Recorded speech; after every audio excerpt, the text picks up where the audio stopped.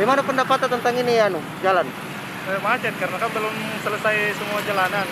Kayak pinggirannya tuh belum selesai. Mungkin kalau sudah selesai agak lancar nih.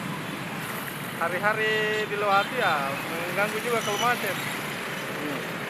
Harapannya ke depannya ya lebih, kalau sudah diterpakai yang jembatan layang agak lancar nih. Kalau selesai semua di pinggiran jalan tuh.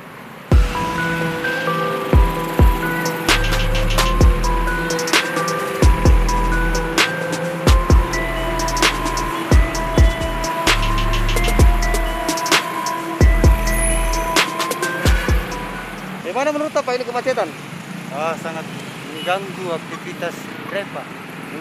Hari-hari kita lewati kah? Iya. Sesuai dari permintaan konsumen.